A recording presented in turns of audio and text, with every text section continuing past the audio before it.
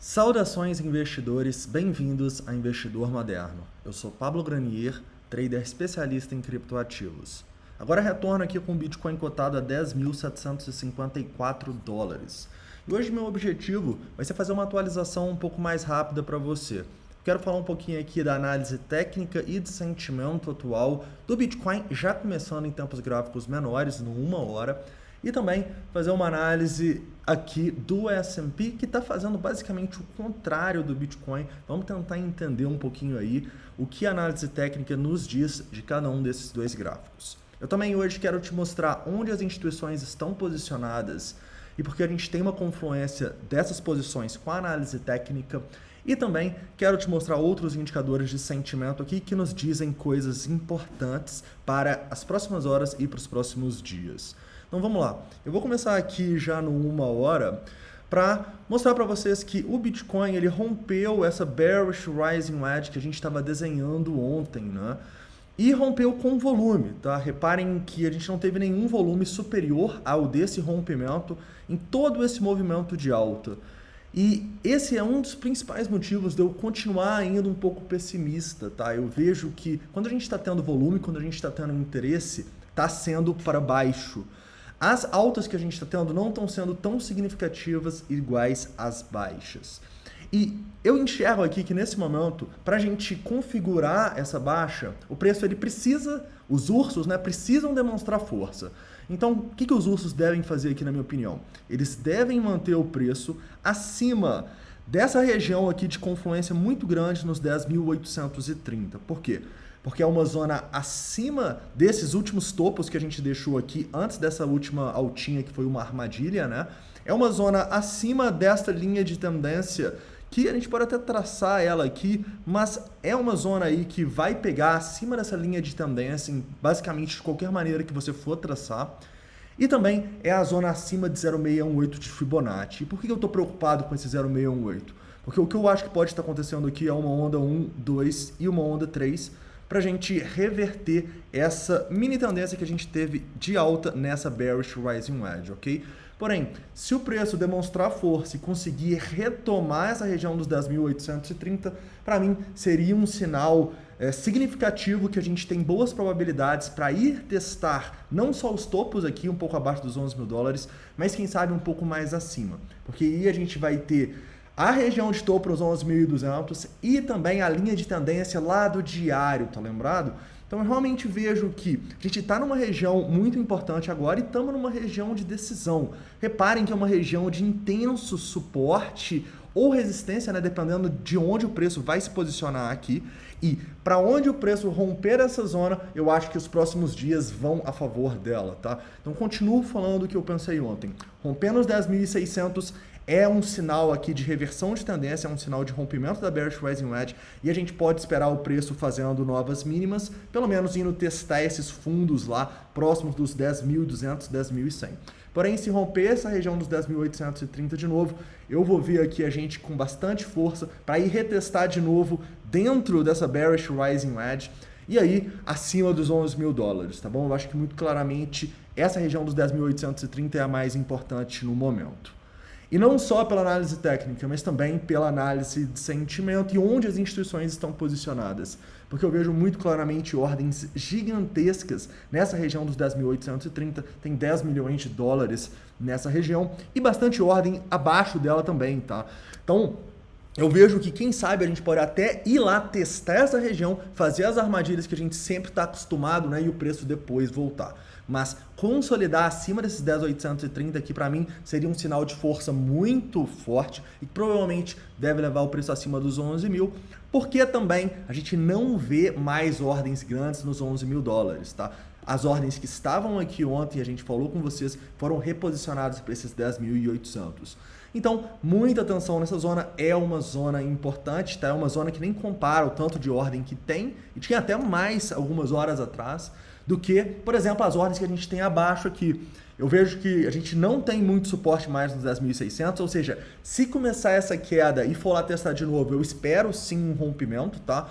Então, eu ficaria de olho aqui nesse range, olha só, e se o preço perder os 10.650 de novo, todos esses fundinhos aqui, seria algo bem negativo, provavelmente a gente pode ter um rompimento, tá? Enquanto estiver acima desse suporte aqui nos 10.650, ainda tem motivo para os bulls ficarem otimistas, tá? Mas perdendo esse suporte aqui, vamos ter problema, assim como recuperando os 10.830 deve ser algo bem positivo para o preço, beleza?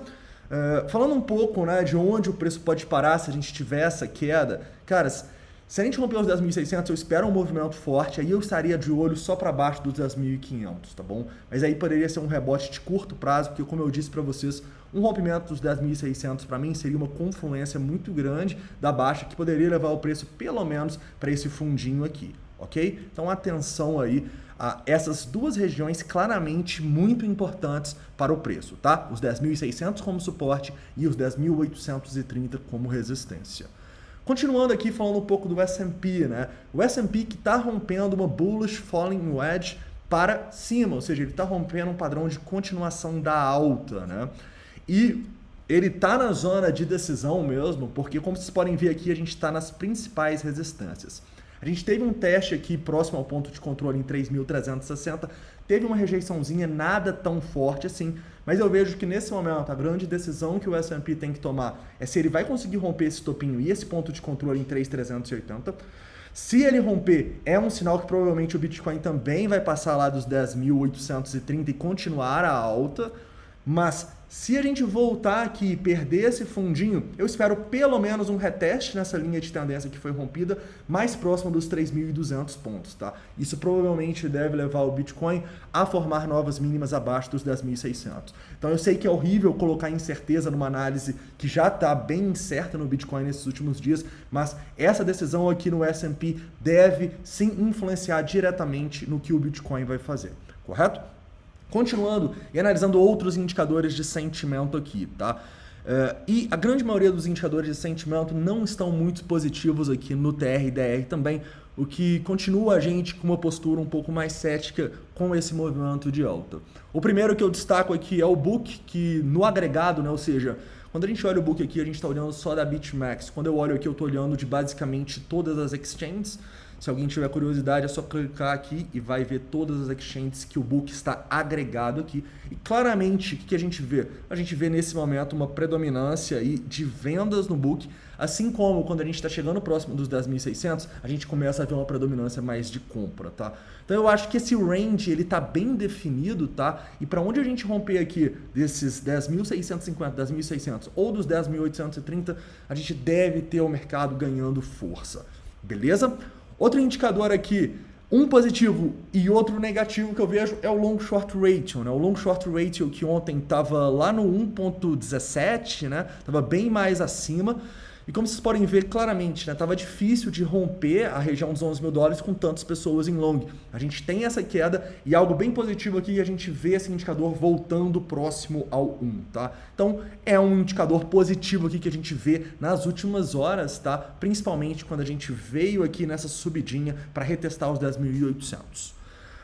Mas, porém, né, ao mesmo tempo que o long short ratio tá positivo, a gente vê aqui o CVD das sardinhas subindo consideravelmente nessa congestão. Então, o que isso me mostra? Me mostra que nesse range que a gente está entre os 10.800 e os 10.600, a gente está tendo bastante sardinhas comprando a mercado, tá bom?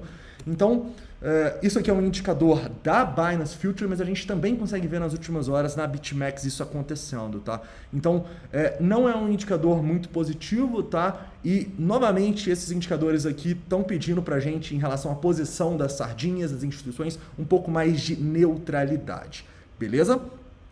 Outro indicador aqui que me mostra que talvez a gente possa ainda cair mais um pouquinho para buscar mais liquidez são as próprias liquidações, tá? A gente não tem liquidações nem próximas do que o que a gente teve nessa subidinha nos 10.950 e principalmente naquela subida que a gente teve ali até os $10.700, tá? A gente teve nesse rompimento bastante liquidação, tá? E talvez essas liquidações pequenininhas aqui não sejam o suficiente para o preço já voltar a subir, tá? Então, Eu ficaria de olho aqui nesse momento para esse rompimento dos 10.650 para ser uma confirmação para a gente buscar bastante mais a liquidez.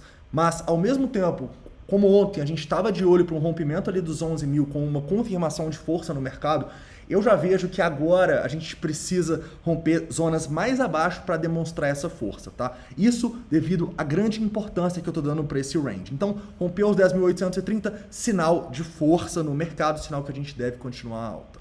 Beleza, investidores? Então é isso, tá? Espero que vocês tenham gostado dessa análise. Não esquece de deixar aí nos comentários todas as dúvidas, críticas e sugestões. E é isso. Um forte abraço.